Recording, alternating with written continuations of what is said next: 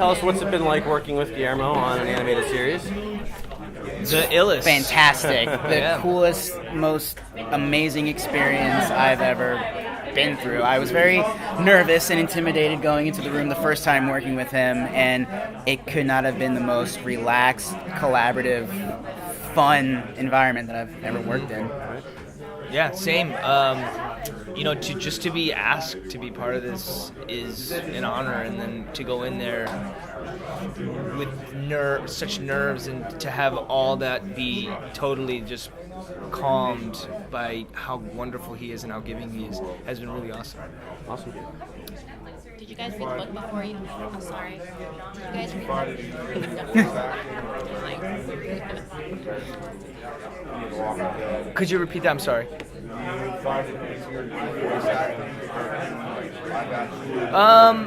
The hours are better. Right? That is true. But they have their own skill sets. I think there's a beauty in live action where you can play off of somebody, whereas in voiceover you're kind of in your own head, and you're lucky to have a great director in that scenario.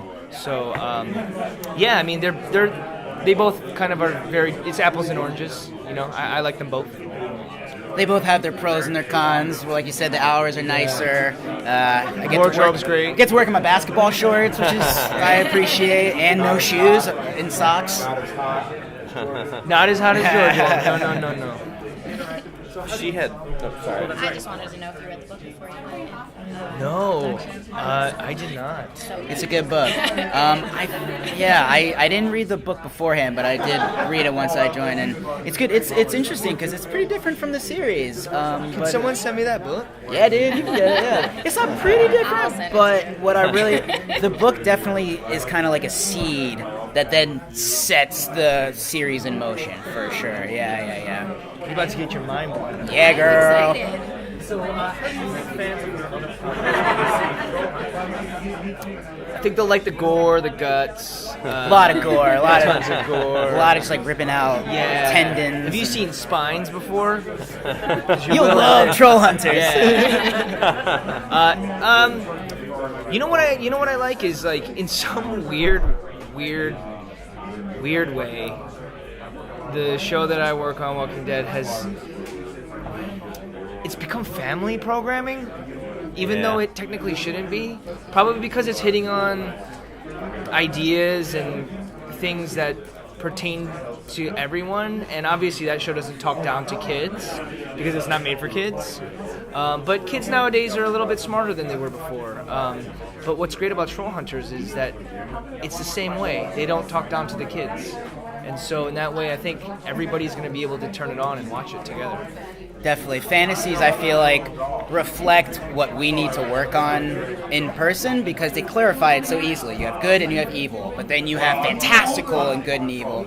And so what Trollhunters really does is it has the fantastical and has the imagination, but then it's just so grounded in the human condition and morals and what it means to be a good person and to be a hero and to step up when you have to, and the fear that comes along with what you think you're not prepared for, but now you're suddenly thrust into.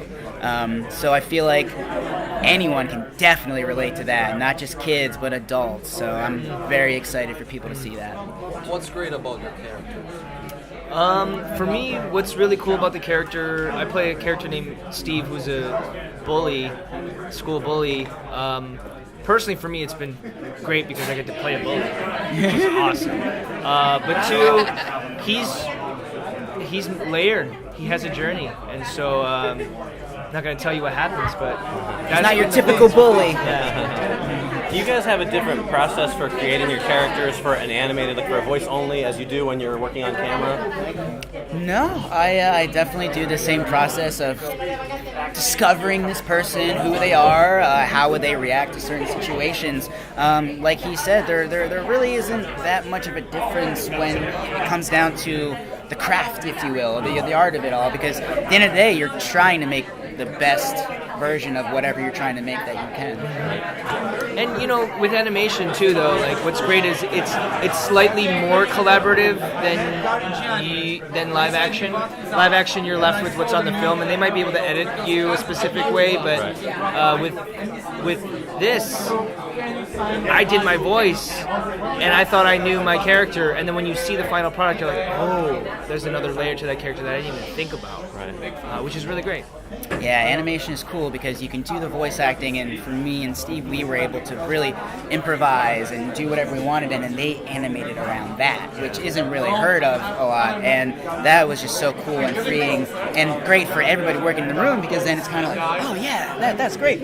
And then something that is such an improvised thing, the beauty of animation is you can go back and keep adding and keep recreating. So this one little improv line that I have had is now an ongoing thing in the show, and it's just a really cool, fun thing, because like you said, live action, you gotta set up what you got, you gotta shoot where you are, and that's it. I just imagine like an animator like cursing your name. Why do you have to keep saying stuff? Just shut up. You guys ever consider doing like motion capture work? I've done motion capture work before. I have, yeah. When I was 16, I was in a video game called Bully. It was on Rockstar. I know that game. Yeah, I played a nerd named Melvin, and if you punch me hard enough, I projectile vomit, which is pretty cool. But so I did the motion capture for that. Pretty cool, and that was an interesting, fun, awkward experience for 16-year-old boys all learning about their bodies for the first time in these skin-tight suits, just like, what's up? That's awesome. It was great. It was awesome. I'd like to do anything. That'd be awesome. Mocap would be great. For sure. Yeah.